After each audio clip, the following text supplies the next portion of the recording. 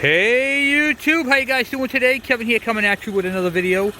So I'm just getting this thing all ready to go to Harvey Spooner's. I gotta take my battery off because that stays here for my four-wheeler. But I wanted to give you guys a little rundown on what the scooter is. It's a Kimco. Everything works on this thing. Sounds real nice.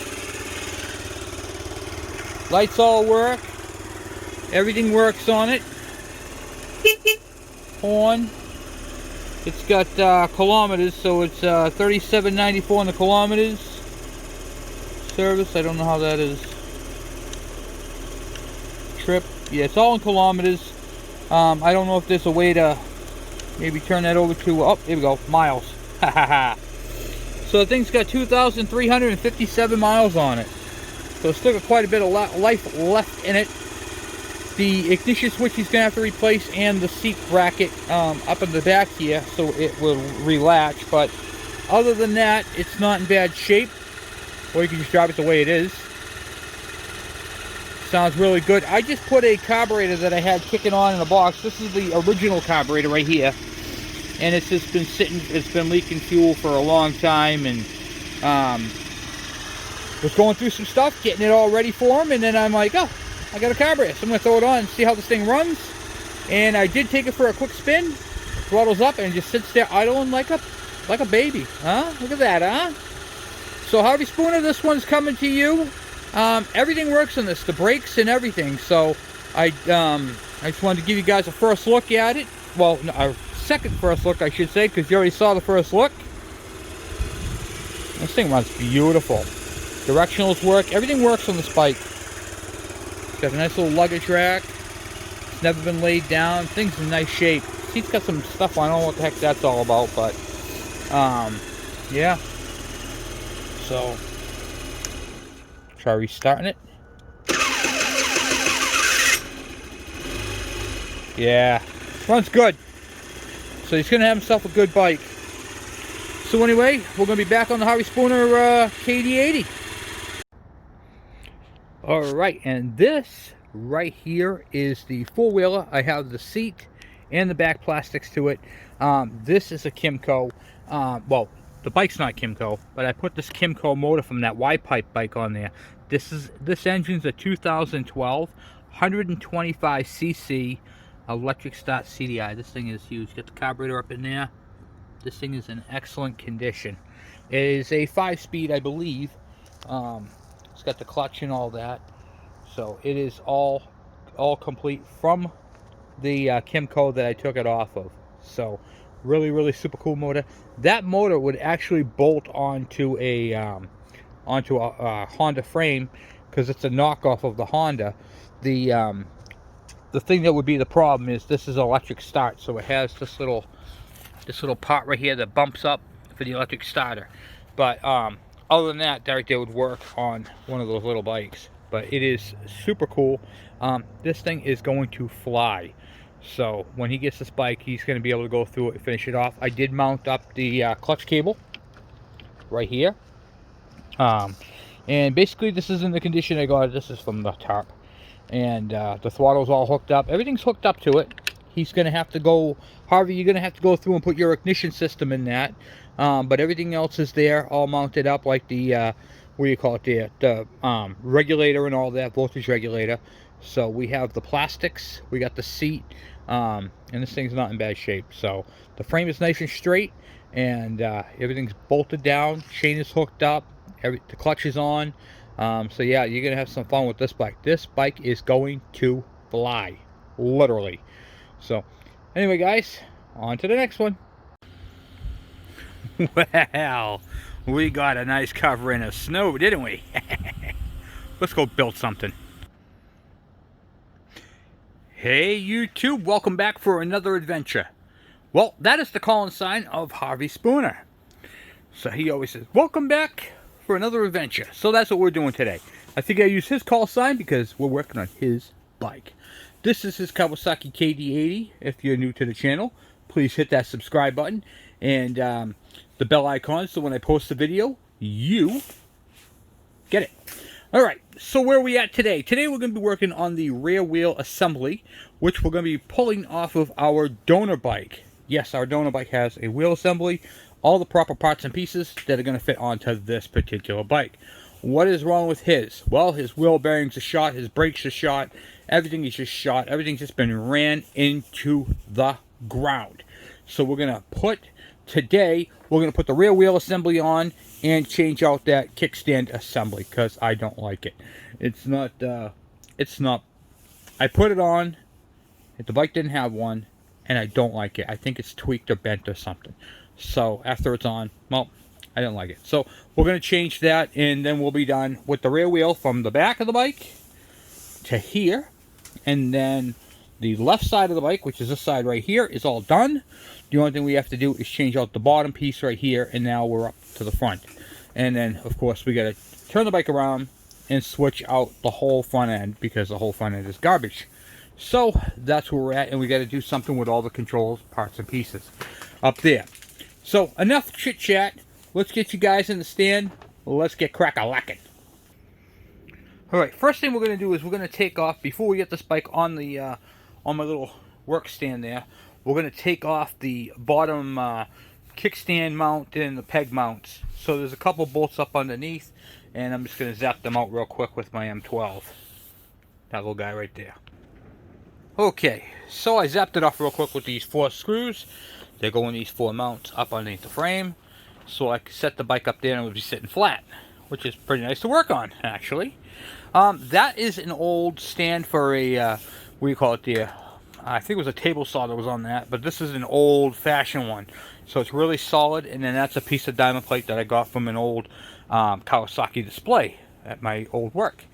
So now we're going to go ahead and pull off the front end, the back end, and everything else that we need in between. So let's get you guys in the stand and let's start ripping this thing apart. Okay, so the first thing we're going to do is, because everything is kind of rusty from the thing sitting, we're just going to give it a healthy blast of WD-40 on both sides before we take it apart. That's going to help the bolts come off without stripping, and it helps it out big time. Alright, so now first thing we're going to do is loosen up these 2 bolts right here and the whatchamacallit there, the brake stay down bottom. So let's keep you guys in a better position so you can see what I'm doing. Okay, right there. Boom, boom, boom. We'll pinch you like that.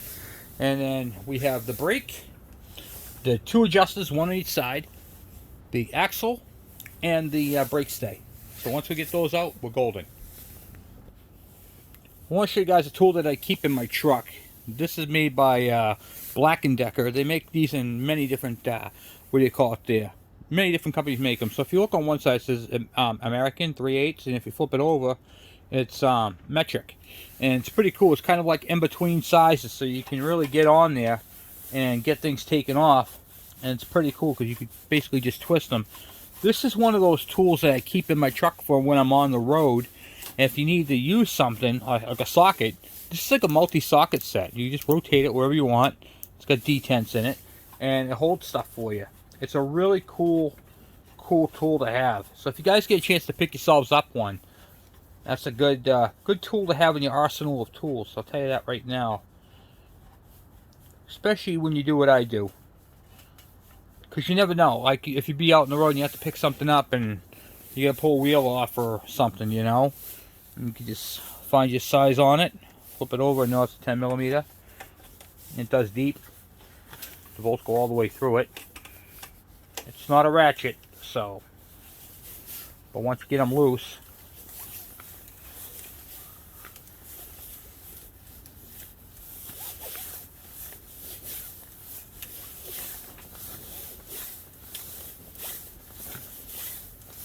we'll use these adjusters right here because these are really good.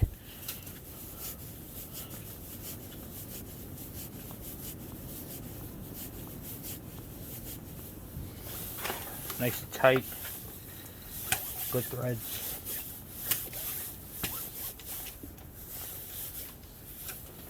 See that? The stud can literally go all the way through. You can see light on the other end. See my hand?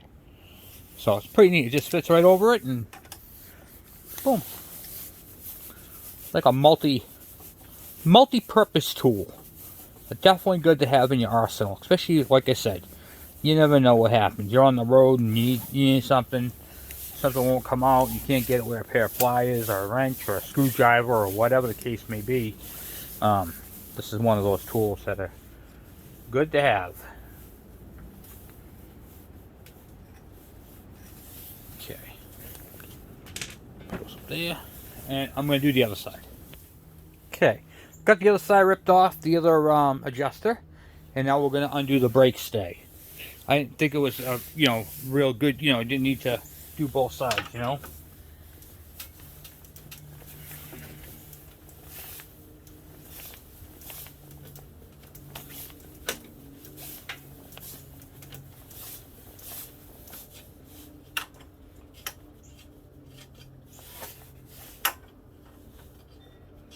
In fact, this is a good type of tool to keep on your dirt bike with you when you're out in the trails and stuff. If you keep this in a bag, because it basically has all your sockets you're going to need, the 19, the 17. Let's take the rest of the bike apart with this, shall we? Alright, so I'm not going to use power tools on this thing. I'm just going to take it apart with the with this tool right here. Okay, so we got the brake part done. We got the brake stay done. We have the adjusters all done. Now we got to do the axle nut. Okay, so I'm going to bring you over here. Let's see if we can get that axle nut done. Okay, let's see if we can get this axle nut off with this tool.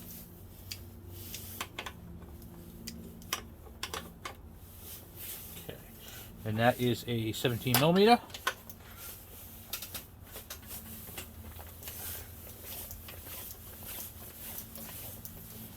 Come on, guys, look at that, huh? Boom, boom.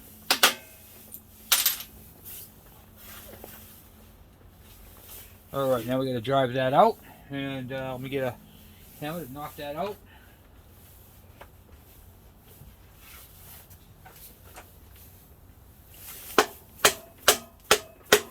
Yeah, way easier than the other one. We're still gonna need the punch to do it, but not too bad. Alright, let me go grab that punch to get the rest of that knocked out. Alright.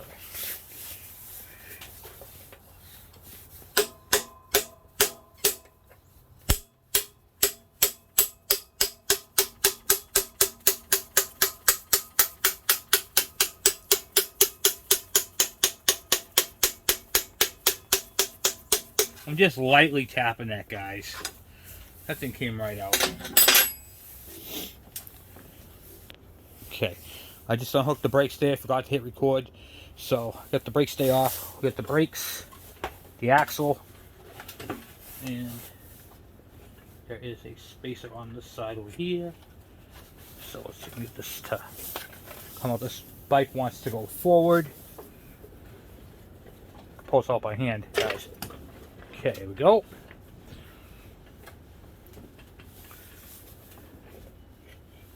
Brakes. And the bike just wants to drop. We'll take the brake part out. Okay. The axle. Okay. Okay, used a bungee cord to hold the back of it to the table, which works out perfect.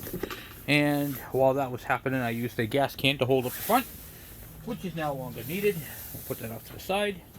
And then we're going to rip off that whole front end assembly. So let's get the we got the top two to take off, and we got the bottom two right here to take off, and then the shocks and everything slide right down through. But we got to clean up these the rusty part. Not that this part right here, the shock is not being used. What really matters is down bottom, but we're going to clean these up anyway, just because. Let's get this duct tape ripped off. They used the duct tape to hold on the what do you call it, the plate that goes here. So let me get that ripped off, and I'll be right back. Alright, so if you're like me, that would drive you nuts. We're going to spray it down with some WD-40. We're going to grab some emery cloth, 240 grit, and we'll see what we can clean up. If I don't like the way they clean up, I'll go grab another pair.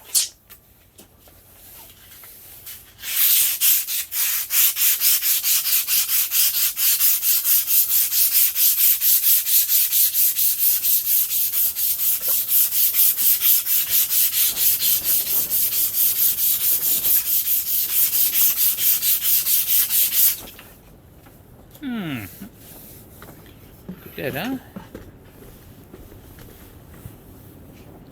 Not too shabby. Not too shabby, Abby.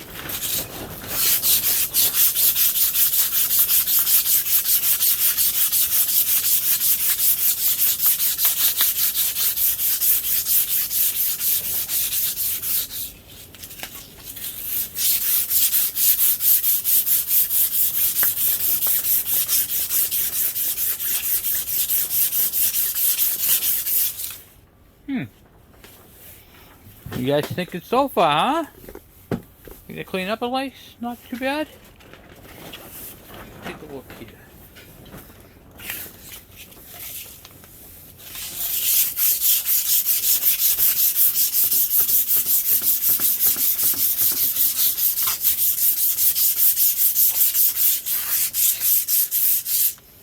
Alright, now we'll take some WD-40. Just spray it down. I'll get a nice rag and I'll wipe it down.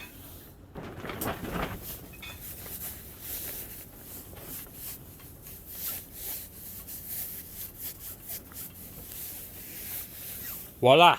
Look at that, huh? Oh, I love this. Okay, so that right there is nice and smooth on both sides. That's perfectly acceptable, and now we're going to hit the other side as well. And you can see up top how bad they are. So, let's, same thing. And we got some, the glue residue. So, oh, something happened with my WD-40 here, guys. Oh, epic can failure. Yep, something happened with the can. Okay, well, guess what? Oh, no, can's not pressurized no more. Something's not going on with that. Alright, well, no big deal. Something different. Okay. Grab the cloth.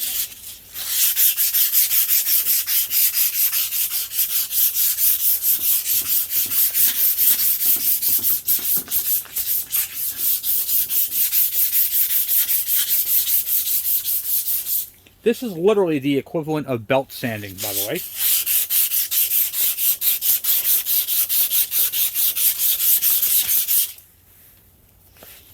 Alright, I'm going to go out to the shed and go get some more WD-40. I'll be right back.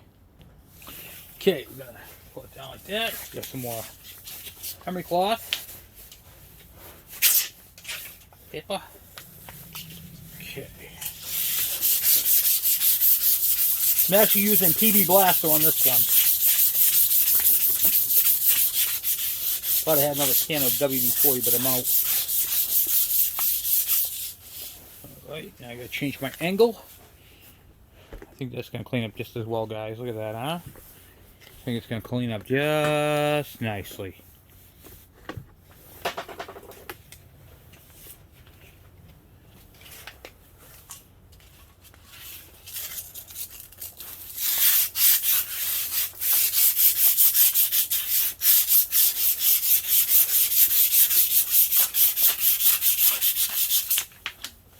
Kind of hard to do it at that angle, but you guys get the idea. I'm gonna clean this up. I'll be back in a minute. Okay, so they cleaned up quite nicely. I'm very happy with that. And then of course the lucky number 13 is going to go over the front of that.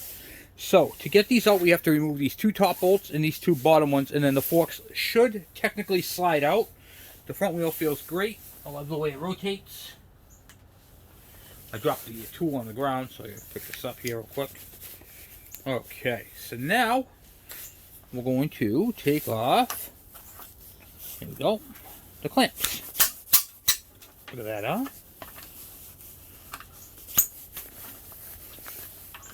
I love this tool, guys. I'm telling you, it's a great tool. If you guys ever have a chance to get one, get them. Keep it in your car, keep it in your trunk, keep it on your motorcycle when you're out in the trails and you get a flat tire and you got to take your tire off to fix the tube. You know, these are the tools to have. Those cheap ones that come with your bikes, they're garbage. This is perfect. Okay, so now we got that all off. Got them clean. You don't have to take them all the way out. You just got to loosen them. Okay, and then you get your bolts up top. And then take those out next, which I already loosened those up before. Now remember, you can lose oil out of these, so make sure you're careful. Because on these bikes, that's where you fill it up. Like a little O-ring right there, a little seal. So you want to make sure you're very careful with that. Now these shocks have a step. I'll show you the step when we take it out. That's why you don't need much. I'll use that nut right there to kind of break it down. Probably put this one back in to do the same. Shouldn't take it all the way out. Get my mallet. Okay. These are here going to knock it down.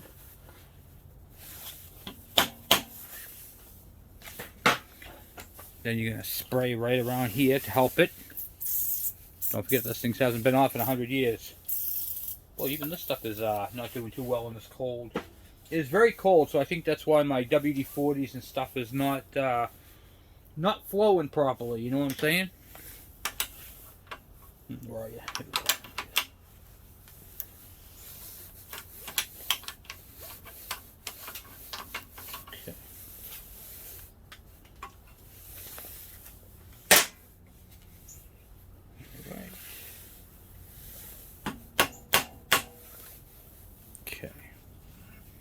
And now just take these off completely. See how far down we are. You guys see what I'm doing here? Oh yeah, good. Came off the step. Good. So that one right there is good. And see what this one's at.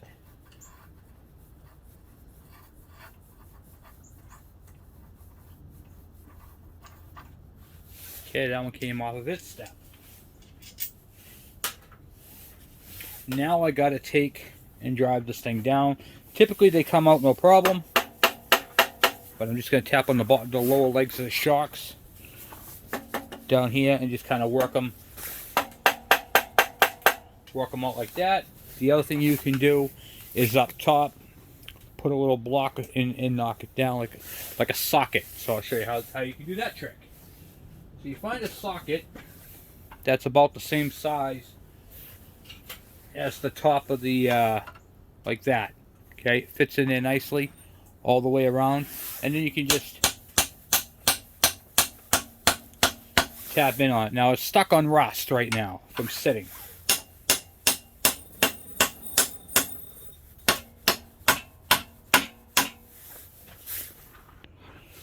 Okay, now when you get it like this, you have to go down even further. Okay, you can't go anywhere. So I'll show you how to do this. You can use an extension on it, and then you can stick it down there and just... Now remember, this bike, like I said, has been sitting around for 100 years, so it's gonna give you some problems coming out.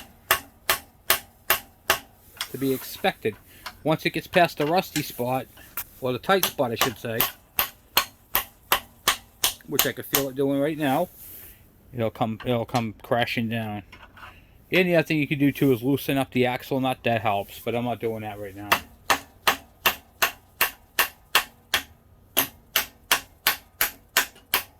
Yep, there you go, see? It got to the part where we cleaned it up. And then once you get to a certain point, you can just use a mallet. Do not hit these with a hammer. You will destroy these. Okay? They come out pretty easy with a hammer, or with a mallet I mean. And you want to make sure you're going even on both sides. Because remember, you are taking out the front end. Okay? Alright, when you get to a certain point, you can't go any further, then you can use your mallet again and or another extension to drop it down the rest of the way. But you want to hit it straight on if you can.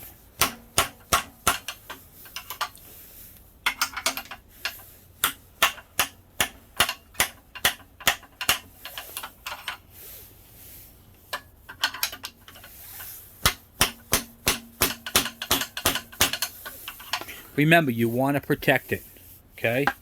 So now these are just about out.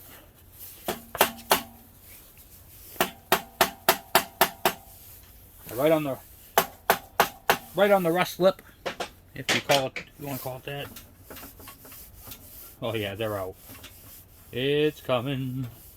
Yes, sir. It's coming. All right. Cool. Out. Now, before you drop this thing to the ground, you must put these back in, or you are going to leak oil everywhere. Have an oily mess. You don't want that. You don't want an oily mess. Okay.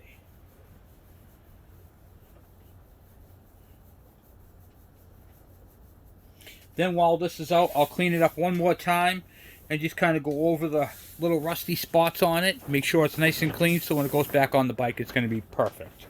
Okay. Oh, you're stuck on the brake cable.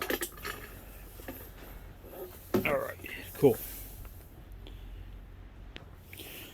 So now the parts bike is stripped down. We got everything we needed off of this bike for the Harvey Spooner bike. So at this point, I'm going to take this bike out of here, get out of the way, and give us some more space to work. And then we're going to go ahead and start assembling the rear, getting that all set up onto his bike. And then today we're going to do the tires and the rear peg, get that whole back part set up, and stop pulling apart some of the front, and then turn this bike around, do the hokey pokey, and get it set up so we can do some more. Alright, I'll be back. Alright, I got my little heater going so it can be out nice in my little, what do you call it there, hoodie. And now we're back on the bike. Alright guys, so what we're going to do now is we're going to take a look and see what we have. And measure it all up. We're going to see if these calipers right here work on the dirt bikes. I don't know if they do or not, but I had these kicking around. I wanted to see if they would fit into the drum. If they don't, not a big deal. I brought my general tool out. But this is the best way to measure these things. So we're going to check all that out and just keep plugging away at this beautiful bike. I'll move that out of the way. We have to straighten that out. So I'm going to get this bench right here cleaned up and, well, let's get into it. Okay, so right now we're checking out the rims. I just wanted to see if this tool right here would work. This is for checking drum brakes on a vehicle, but as you can see, it is way too big for the dirt bikes. Okay, so I want to talk to you guys a little bit about this. Now, many of you guys are probably going, oh my god, I didn't know I had to do all this. There's a lot involved with the rim. So the first thing you want to do with any wheel, you want to inspect all of your spokes, okay? What are you looking for when checking on your spokes? You're looking for it to make sure it's not worn thin. Okay, if it's worn thin, they're no good. You want to grab them and physically try to move them. Okay, see if you can move them. Flex them a little bit. Okay? You want to make sure that there is no cracking where they go into the hub. Okay? You want to check that on both sides. Make sure that there is no cracks on your hub. Make sure it's not pulling through. You're going to have some rust. This is an old bike. It's not going to be pristine unless you took this whole rim apart, cleaned it all up, re-spoked it, and did all that. So we have to do what they call a general inspection. Alright, checking the seal, make sure the seal is okay. This one is a little rough, but not too bad. I've seen a lot worse than that. Once again, this is a dirt bike, and it's a mild dirt bike. Okay? Now, there is a ridge on this rim as well, and we can't take a proper measurement, because if we take a measurement, we're going to be measuring with that lip of rust. So we don't want to do that. So what we're going to do is we're going to knock down that rust, okay, and we're going to use a emery cloth on that as well. So we get a piece of that. Remove.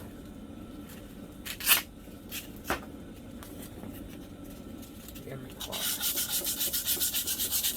Basically, I'm taking down the ridge, and you also want to make sure there is no heavy scoring in the rim itself. Okay. Now let me explain to you how this ridge happens. Okay, the brake shoe right here rides on a surface in here.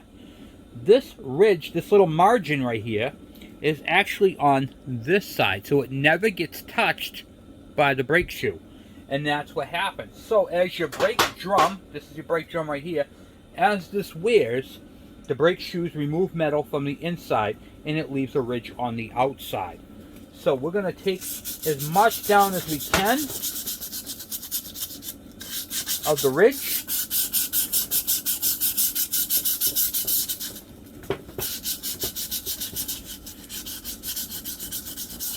I don't recommend using a Dremel. You can, but I don't recommend it because you could actually ruin the surface.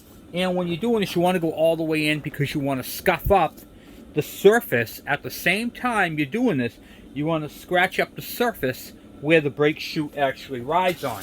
That's called deglazing. You want to take the glaze off of it. What is glazing? So when you apply the brakes, this right here actually takes the surface, the roughness away, and makes it like glass. So when you hit the brakes, it doesn't really slow down. It just kind of like slides a little bit. This right here is going to give it a spot where it can actually grab. So you want the brakes to grab. So I'm going to clean this up for a little bit. It's going to take me a little while to remove all that rust and debris, as I call it, and then I'll be back. Alright, so I got it cleaned up. You can see inside there. You can still see the mark where the ridge is. It's a very faint, slight ridge. Not the end of the world. We're just going to take a measurement anyway, and then we're going to note that there's about 1/1000 of an inch with the two sides combined. Okay, so let's get my tool here. My trusty General caliper vernier.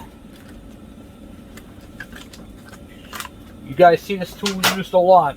A rule of thumb with tools, if you guys have to use a tool more than 3 times, you need to buy it. And this is one of those tools where you will use this on everything. And this thing comes in handy. Let me show it's clean right there. Wipe that up there and right there. Okay. And then I'm going to take a measurement of my brakes. Right across the bearing.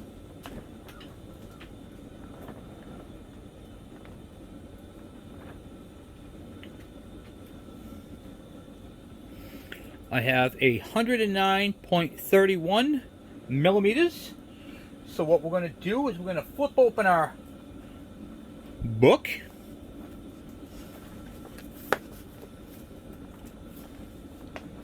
And we're going to take a look and see what the measurement is. Okay, 31. Looks like on the other page. Okay. So use a vernier caliper to check the drum for out of round and excess wear. Okay. Standard brake drum diameter is 100, 120, 130, 140, or 150 millimeters.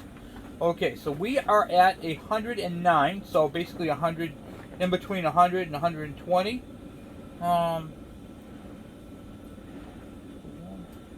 Alright, if the drum is worn to a diameter larger than 0.75 millimeters, then the standard diameter wheel hub must be replaced. Okay, so what they're saying by this is when I rotate this around to check it for out around, so you're not going to measure this in one specific spot. Okay, so I got 109 across, and then I'm going to measure, I'm going to unlock it, and I'm going to measure it again this way.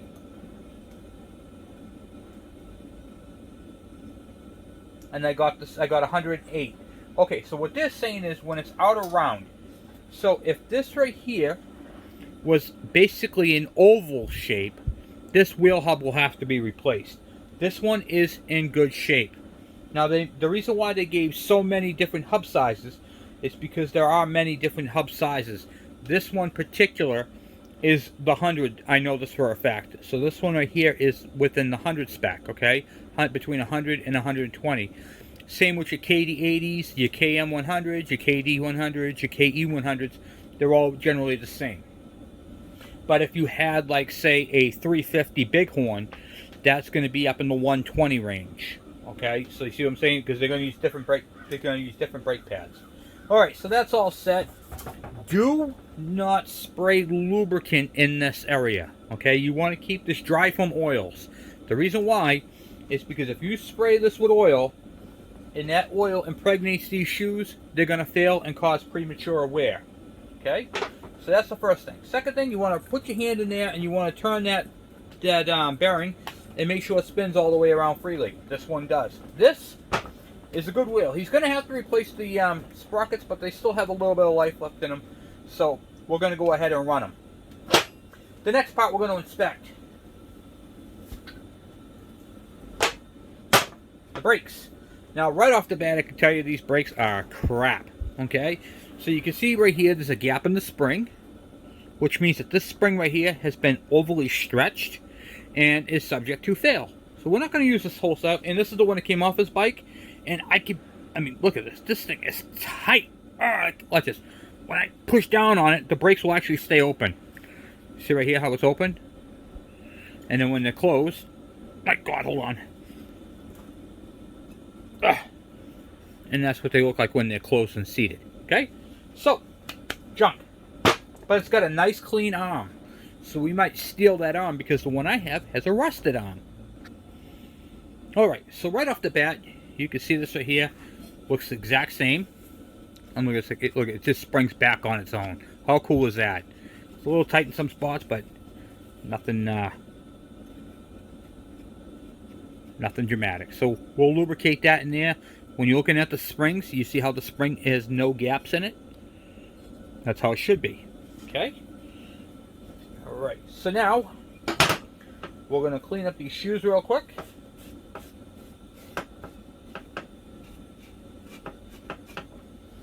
Take some sandpaper. Get some new paper, I should say. Where did that roll? There it is.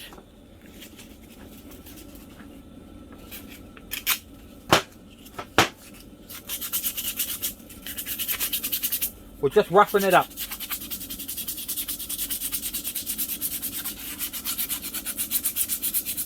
So what happens is when you step on your brake or you squeeze the handle and this is glazed over, if your brakes are glazed, it'll make a squeaking sound. So if you guys hear a squeaking sound, that's because that this is glazed over and your drum is glazed over.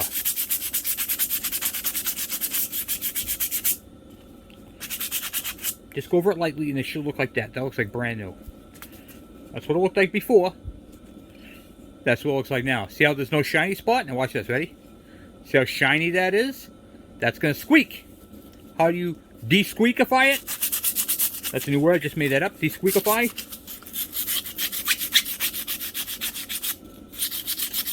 Try to go evenly. Even pressure. And you're going to knock the dullness right out of it. Okay, look at that, huh? Much better. Alright, now we're going to do the side here, and I'll show you why we're going to do the side.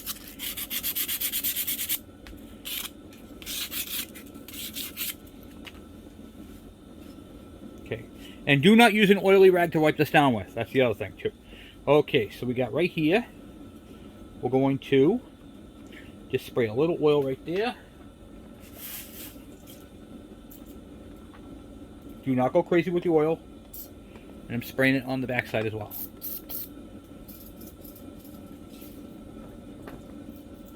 Okay. And there it is going to help. Oh yeah, look at that. Yeah, baby. Alright, so that moves nicely and it springs back on its own. Okay, so there we have that. Now, if you do happen to get anything on them, just simply dry it off with the sandpaper. Okay, good. So we're good there. We got it all split away. And now we want to check the brake pads and see if these shoes are any good. So there is a spring length. I'm going to tell you a little trick with that. If they don't have the gaps in them, they're good. Okay? Unless they are very weak and when they don't retract. But these right here retract nicely. Okay. So I don't go too crazy with that measurement at all. Because technically you can put the spring in there and you measure the length. Honestly, I've never had one go to that point where I had to do that. Alright, so we're going to grab our trusty book and take a look and see what the gap measurement is. So we're measuring what they call the liner thickness right here. And let me hold this up like this. Okay. We're going to measure the liner thickness. Now, why is that important? That's important because if your liner is not thick enough, or it's not, what do you call it, it's right at the end, the liner will come off, you'll be down to the glue, and you'll be using the aluminum to try to stop you. And that aluminum is not designed to stop a bike. So, we want to make sure we have adequate brake material on the brake shoes. So let's take a measurement of that. Now there is a, what do you call it there? These are used, they're not new. We're just making sure they're within specification. If they're within specification, we'll reuse them. If they're not, well then we'll have to go get another set. Okay, so where are we? 32, boom, boom, boom.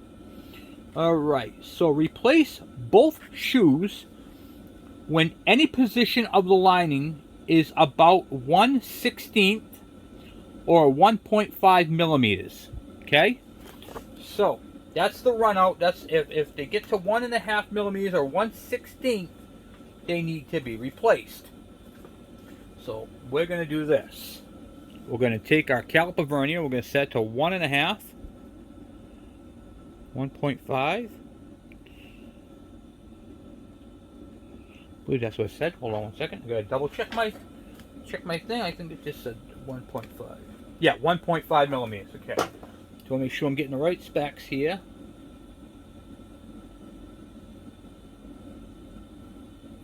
Okay. Alright, I got 1.51 right there.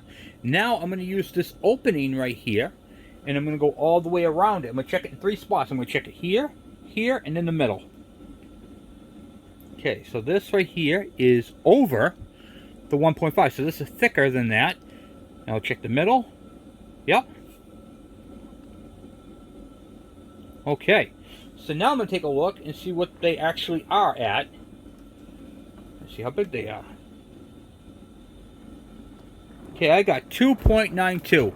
So these are definitely within specification. Alright, and now I'm going to do the other side. Flip it around. Oh yeah, this is good. These are good brakes. Okay, so we have brake shoes that are within specification. So we're good there. They are not, they are about, I say a little over half life left in them. Shut that down. Put your tools away. Don't keep them out if you don't need to use them. Okay. Especially precision tools. Alright. So now we have a good set of brake pads, which are right here. We're going to switch out. See how this is all rusted? This one is nice and clean. So we're going to use the nice and clean one. And I'm just going to zap that off and switch them around. I'll be right back. I'm going to, well, actually do what you guys here. Alright, let's see here. They are 10 millimeters. Let's see if I can get these off.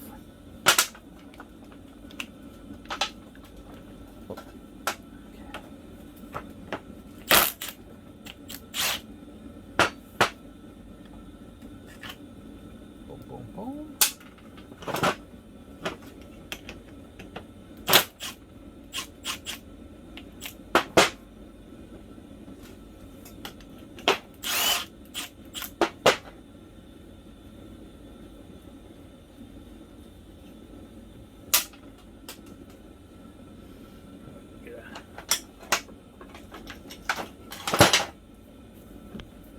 Screwdriver.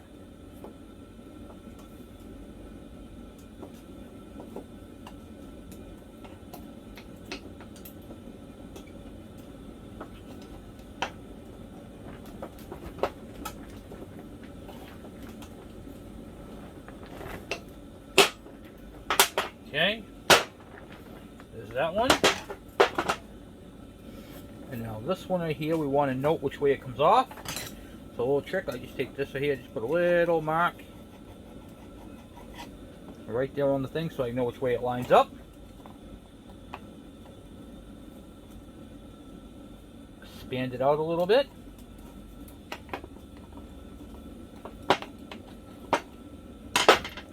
And that, my friends, is pretty much it. Now I got my little scribe line. This is all cleaned up here. This right here is the little notch. Make sure you put that back in the same spot. This is for the usable window.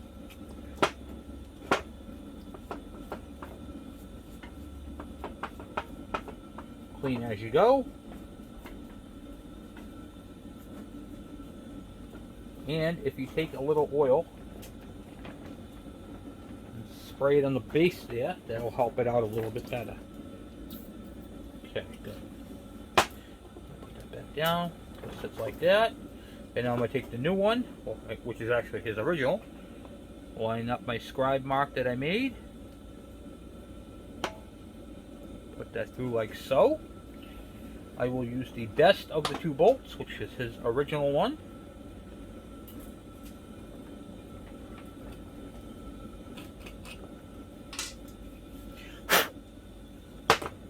A lot of debris in there.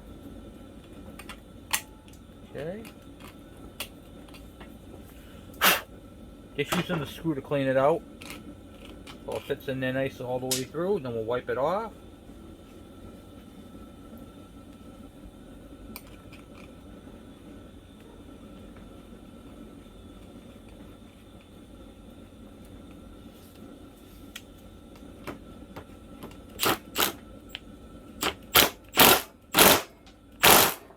Okay, that's nice and tight. Make sure it moves, and it does. It springs back on its own. Look at that, huh? And we have ourselves a perfectly good set of brakes to go into this bad boy. Alright, so let's get that on there so we get this wheel done.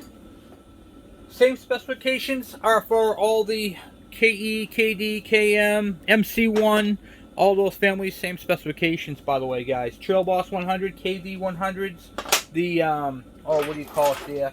The, MC1s, the G38, this is for a vehicle, so I just wanted to see if that would work. Sometimes you get lucky, sometimes you don't. Whatever. Alright, now we get that, we get his wheel. Let's start putting this pig together, huh? Can't wait. This is a good bike. Alright, so now we got the wheel. What do I do with that wheel? It's right here. Okay, here's the wheel.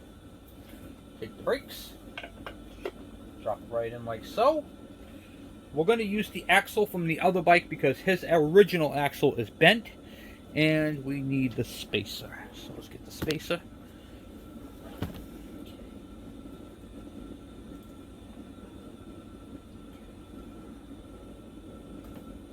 Hold on 1 second. I'm dropping stuff over here, guys. Okay. Got the spacer. There's a spacer on the other side that goes into that seal.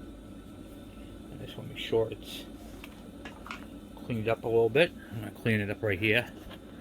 So we're just going to clean this up real quick.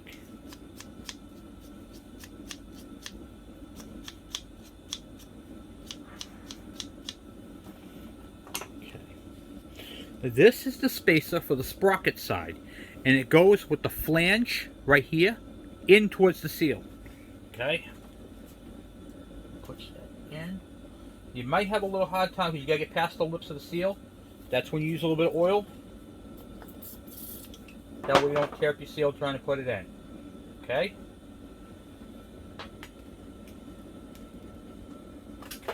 And it's even harder to do in the cold. So if the seal is cold, it's a little harder. Okay, that one's in. Alright.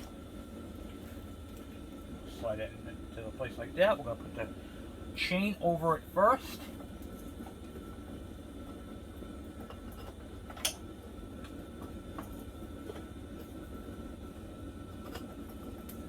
Okay. Chain is in. The spacer is in. The brakes are on this side. I got my big spacer.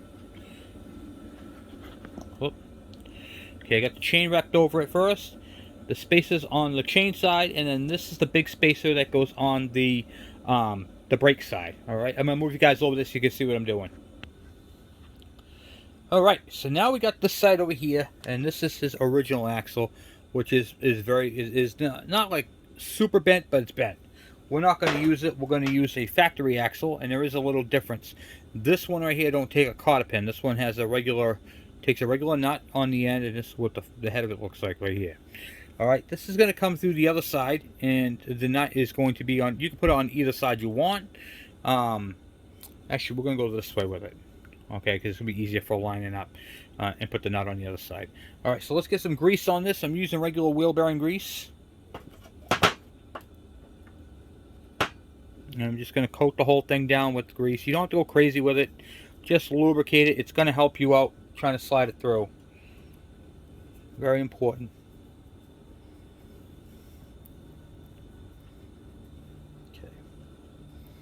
Alright, so now I'm going to slide it. Oh, and when you put this on, you have to have one of your tensioners on and the washer if there has one. This one has a washer. Okay, then what you're going to do, you're going to do your spacer on the back side first with the axle bolt in there. And what I'm going to do is I'm going to cheat a little bit. I'm going to let the lift down a little bit,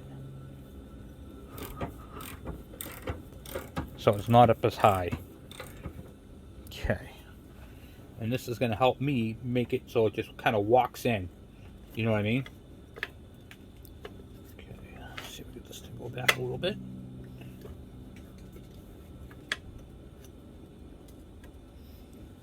I might be pulling on where that chain is. Here we go. Yeah, it is. Okay, here we go. All right, it's through straight like that. And kind of push that in. Just like so. See how nicely that slides in? Alright, and then we're going to take the brake stay right here, and we're just going to put that in like so. Like that. So we don't have to worry about fighting with it later on and to get into position. Okay. Now, we got that done. We're going to go ahead and push this all the way through, making sure that the other side that the what do you call it, where the axle is. Let's see here.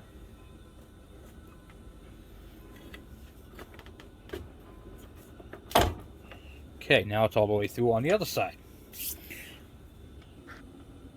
Okay, now on this side over here, you're going to do the same thing. You're going to put your adjuster on first. Okay, it's very important to have these adjusters on there, and then we're going to put the nut on the side. I'm going to use a washer and the nut. We're not going to tighten the nut. We're going to put the nut on, but we're not going to tighten it. All right, so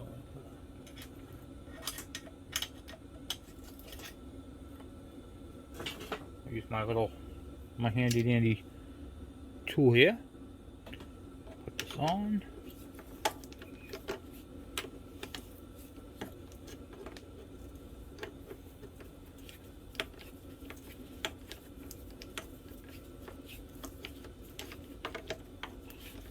Kind of get it set into place. Not 100%, but just enough where you can suck it in a little bit. Okay, good. Alright, now what we're going to do is we're going to adjust the chain adjuster.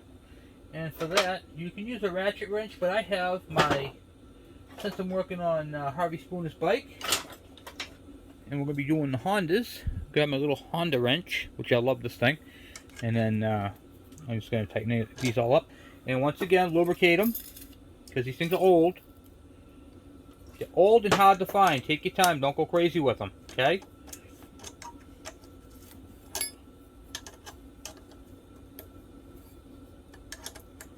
Now what these do, with the rim loose, is they're pulling the wheel backwards, and it's putting, see the chain here, how much it's got slop? That's going to take the slop out of the chain, okay? So that's why that's on there like that. And if I have to go too much, I might have to replace the chain. But he's going to have to definitely replace the chain and sprockets. I don't have any of that here. But that's okay. For what he's going to do with this bike, it's going to be perfect the way it is.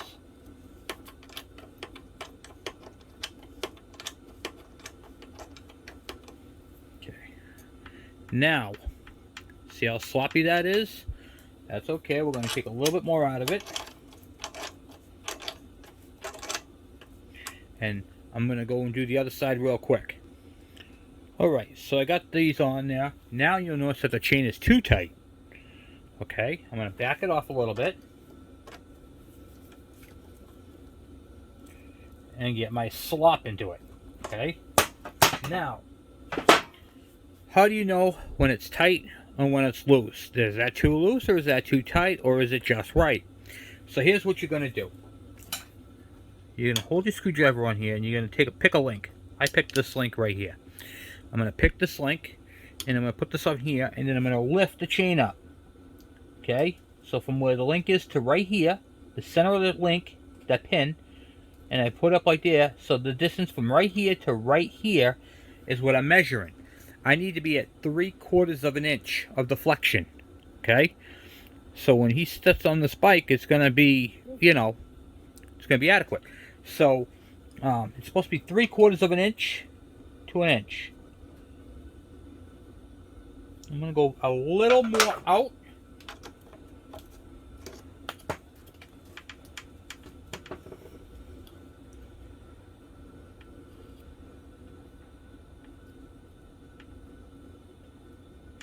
Okay, and that should be good. Now, if you're a heavier person, this is no offense, but if you're a heavier person than the bike requires, you have to put a little bit more slack.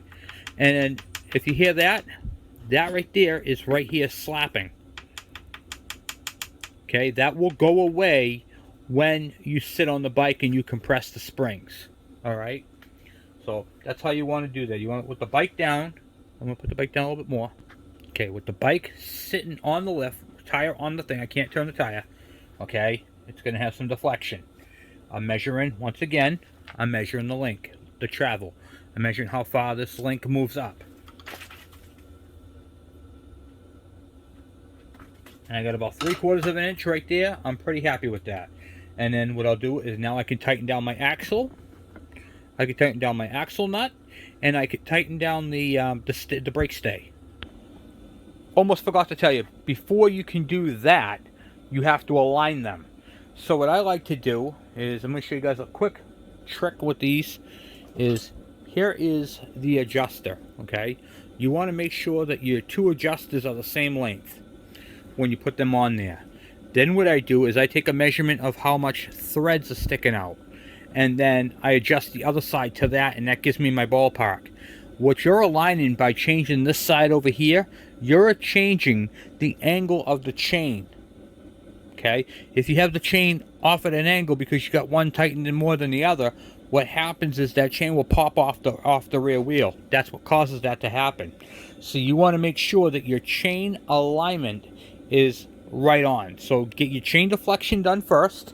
Okay? Get that locked down, and then use this side over here to change your pitch of which way you want to go. And basically you're going to look straight from right here. You're going to use a flashlight and look in there and see if you can see the that the chain is straight or if it's cocked to either side. So that's a very important thing, because this right here can cause, one, it can cause premature wear on your chain and sprockets, and two, it can cause your chain to pop off. It's one of the most commonly missed things. In fact, it's so common I almost missed it myself. So I want to talk to you guys about that. So make sure you do your chain alignment. Very important. Alright. So I'm going to move you guys off to the side so I can align this thing. Make sure it's aligned. I got my Milwaukee flashlight. That looks like it's tracking pretty good right there. Alright. And then I'll take a measurement from this side over here. Doesn't have to be dead on, but it has to be pretty close. Okay. And then I'll adjust this side over here.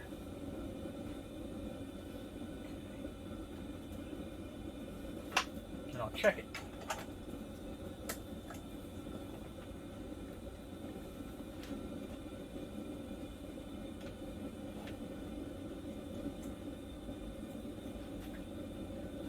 There's also scribe marks on the, in fact, let me see if I can show you that, because that's what I use.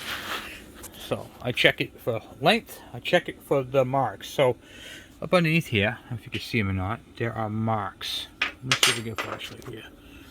You guys should see this. Okay, see those marks up there? You can use those marks. So right now, I'm basically set on the middle one. So what I do, I'll show you how I do this. Okay, I pick a spot, I pick the center of the bolt, always pick the center of the bolt right here. Okay, and then I look and see where it's sitting, and it's kind of on the forward one. So if I'm looking, I take my screwdriver, put it here, I can see where I'm at. Okay, so I'm on the second one. Now I'm going to go check the other side and see if I'm on the second one on that one. Okay. And I am on the second, just about the second one on that one. So this tie's going to come back out just a hair more on the other side. Okay, 1 second. See if I can put a little bit of play on this side over here so I can move that back. I want to pull it back this way.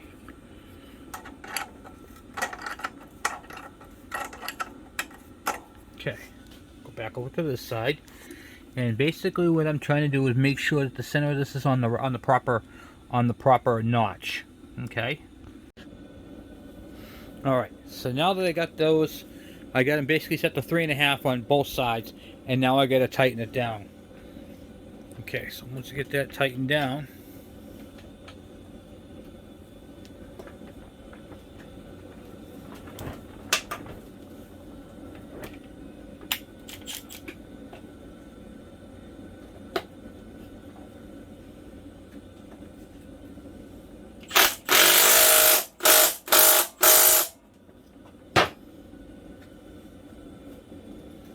Oh man, beautiful.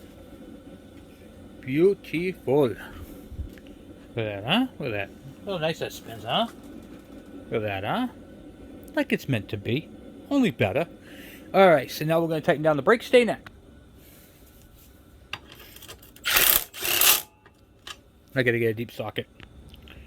Alright, had to go over to the big toolbox and get the 14mm deep because it's a long one. Okay, it's in nice and snug. Then, this one has a hole in it. It takes a cotter pin. So I'm going to put a new cotter pin in it. If your axles take a cotter pin, put a new cotter pin in that too as well. Don't play games with old cotter pins. These things are cheap enough to get. Don't need to spend all the money. I mean, cheaping out on it, okay? And that's pretty much it for that. Then you got your brakes here. So now we gotta build the brake assembly. Okay? I'll show you that. So basically, that's how the brakes work. And now we gotta get that all situated. Alright. Wish that rod fell on the ground. So we're gonna go get that. Okay. So having donor bikes really, really helps. I'll tell you that right now. If you guys have donor bikes, I'll tell you, they're worth their weight in gold. So now you have your, so this is his actual brake rod, okay, that comes through the back of here and then hooks onto his brakes up front, okay? And he was missing the spring, which we now have, and the proper piece that goes in between for the brakes to go into. So we're going to put the spring on first, like so. We'll put this through here. And he had a stack of nuts on there, which we're not going to use any of those nuts because that's just not right. We're going to use the actual brake adjuster. Okay, so we're going to put this bike back to the way it belongs, the way it deserves to be. Because this is Harvey Spooner's bike, so we'll make sure it's 100%.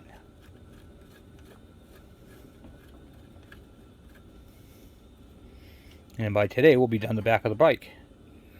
Okay.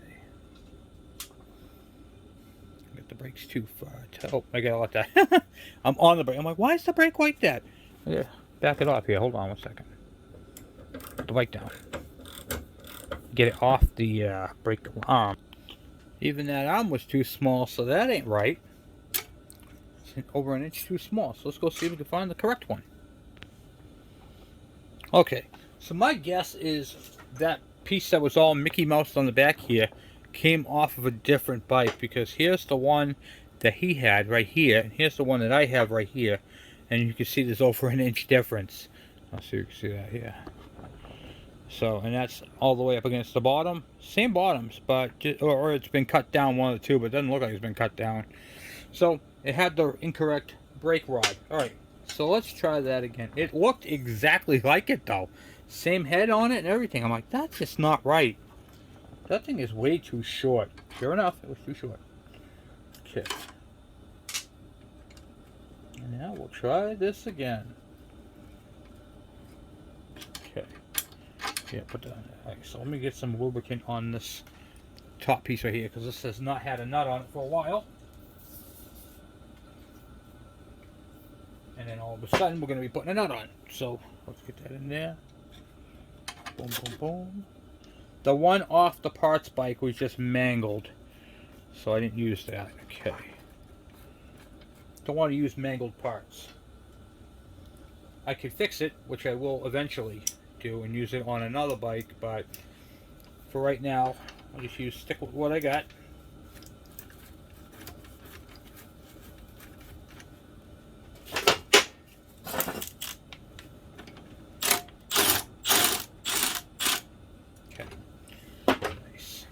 That. Boom, boom, boom. That's in there like so. Get the spike up off the floor here. Okay. I'm just lifting the bike up right now with the lift. See right here. Thing is awesome. Get that up off the thing so I can spin it. And see where it needs to be adjusted. And then do my adjustments. Okay. I still gotta put a cotter pin in it, but okay.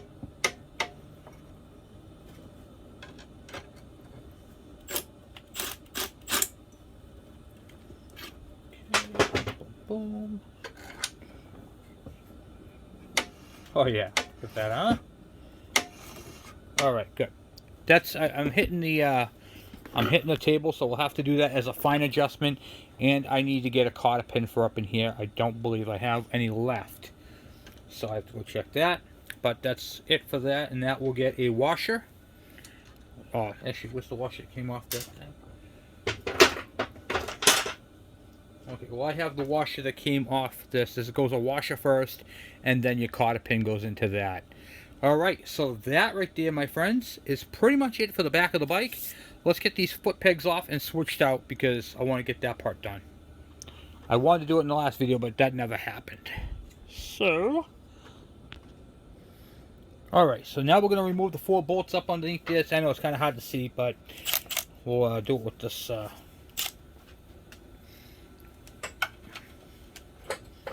size. Okay, hold on.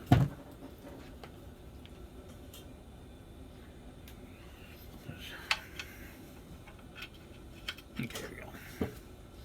Put these out.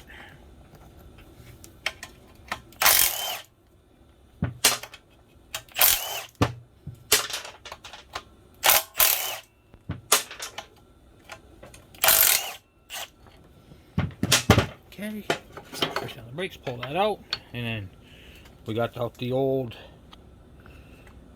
system. This is the one I put on there originally, and I didn't like it.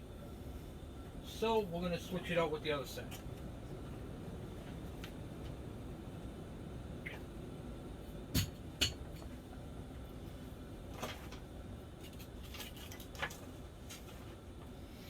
This is a much better set. Okay. Put this down. Put this up and in there. Boom, boom, boom.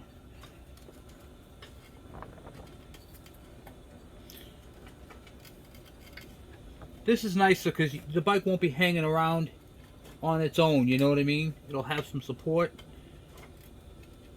which is very important. Okay, start all your bolts first on these. Don't just wind them right in. You definitely want to start them all first.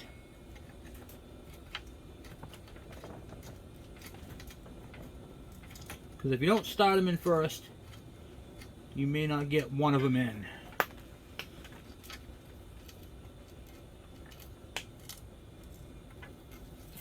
Okay. They can be a bear sometimes to start in too.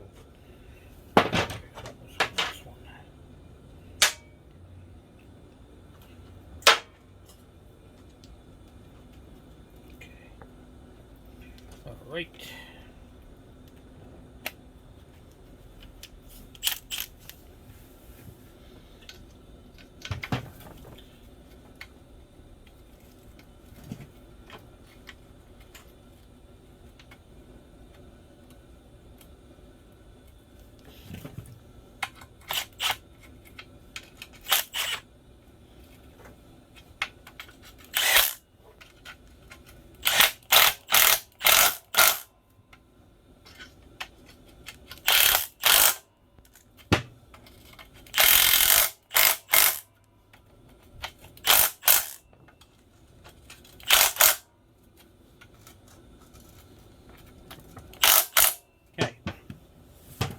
Now, got that all on there, and what I did notice is that the brakes are actually, it's a brake stop as well.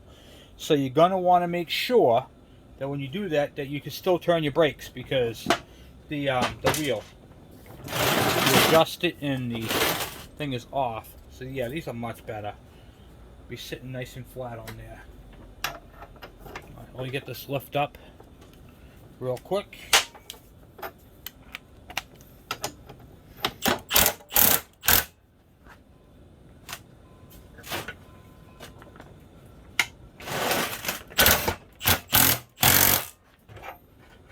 Oh, beautiful. Nice. Okay, good. So we're good there. So the only thing we're going to need to do to complete the back end, so we got the nice rod. Look at that thing, huh? Looks like new. On the back here, so we got the proper adjuster, the proper return spring, the brakes have been checked, the rim has been checked, tires are all set. So the only thing we need to do back here is put the clip on. We got the brakes. Look at that, huh? Springs back on its own as it should. It's got the peg mounts. Those are all set. Kickstand on this side is much nicer. So that's it for that. And the peg mounts are on there, so those are all good. So now, where are we at? This side of the bike, done. I do not have a chain guard, so he's going to have to order a chain guard, but that's not a big deal. And I do not have new chain sprockets. Other than that, that's all this bike really does need. And so we're off to the races with this. We got to put a cotter pin on the other side, and then we're done from the back of the bike here. This whole side is done, and we're up to the oiler on the other side, which I'll take you on, and we'll go right through this whole thing. Okay, so we are up to this whole point. We need to get a cotter pin for here. We got to pop this cover off because we're going to do the alignment. I mean the adjustment between the oiler and carburetor. We're going to fix the carburetor because it was hanging up. So we got to fix the carb, do that, do a clutch adjustment, and then go into the front end, switch out the front end, the tank, and the petcock, and this bike is done, ready for its first start. And that's pretty much it, guys. That's pretty sweet. We are quite a ways away, and quite a ways, from where this bike was. So I'm very happy with the turnout on this KD80. This bike is a very nice bike. It's going to be even greater when he gets it back, and the bike just simply starts up, runs the way it should, and it's going to have brakes. It didn't have brakes before. I don't know what it had, but I don't know how we stopped it before, but it has literally no front brakes. I didn't take anything off the front. How you see this front end assembly, it's missing the lever that's down here that goes this way, and you can see where the cable was. It's missing the cable. It's got, these are all broken. The little balls are broken off the end. This cable right here don't even want to move. Well, that's the clutch cable. It's moving. Okay, so the clutch cable works. Okay, that's good. All right, so we have a clutch cable. We'll use that one. I'll just lubricate it. And the throttle cable, it has no front brake lever or cable. Luckily, we have all that. We've got a few spares here with the front pieces and a couple, you know, actual complete levers. So we're going to use a couple of those on this bike here. So thank you guys for hanging out with me and watching and doing these bikes, and I enjoy giving you guys the specifications and how to. This is a really cool bike, and Harvey, when you get this bike back, you're going to enjoy it. I'm telling you, you're going to love this bike. This bike is a really nice bike. You're going to enjoy it. You're going to get a lot of enjoyment from it. That's for sure. Especially now that it's got pegs on it and a kickstand, you'll be able to park the bike properly and use the bike as you want to. So that's a huge thing right there going forward with this bike. And then, you know, the brakes. You know, the brakes have been checked out. You know the bike is good. You know it's safe. Safety on a bike, and this is for everybody out there watching. Safety is number one. When you have safety, you have peace of mind. When you build a bike and you check it out and you do things properly, I know these brakes are good. I know that the bearings are good. I know that everything on this bike mechanically is okay. Like the chain is worn, the sprockets are worn, but they're okay. They're not going to break, they're not going to snap, and it's not going to leave him stranded. He's going to have some fun with this bike. Having this bike the way it's supposed to be is very, very important. And that is why we do what we do on this channel. We build bikes the way they're supposed to be built. The points have been cleaned and adjusted. Actually, I think I replaced the points in this, but this has got new points. The points are new. The condenser's new. I know it's good. I know it's good. Everything on this bike is excellent. Put a little bit of coat of paint on this thing with the black grill paint there, and made it look nice. It's not all rusted up. It's got the nice cover on it.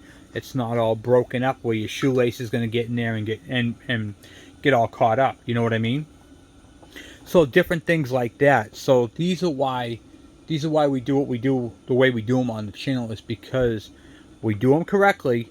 This bike is going to last. This bike is going to be around for another 30, 40 years, or as long as he decides to keep it, you know. And then we took the tank mount off the tank because the tank was rusted. So, and they put a aftermarket tank on here. We took that all off. We put in the original style tank. It may not look exactly the same, but it will be a KD80 tank that will fit on this bike. I think the one we have is more rounded than the Tombstone style, but that's okay. It'll be on there, and it'll have an actual tank that'll actually hold fuel, and the petcock will actually work, and everything will work the way it was intended to work. And that's all that matters on this bike. So that the bike is together, it's together properly, and everything works as it should. Bike is coming along nice. It needs a little bit of work, but a little bit of love. But this is going to be a fun bike. So, anyway, guys, thank you once again for watching. Thank you for hanging out with me. Thank you for subscribing. And I will tell you guys, I appreciate all your comments and everything you guys have put into this channel, hanging out with me, and the Two-Stroke Tuesdays, which is coming up again in 2 days. So we'll pick a topic and we'll start hammering out more stuff. So anyway, guys, thanks for watching. Thanks for hanging out with me. I'll talk to you guys later. I'm out.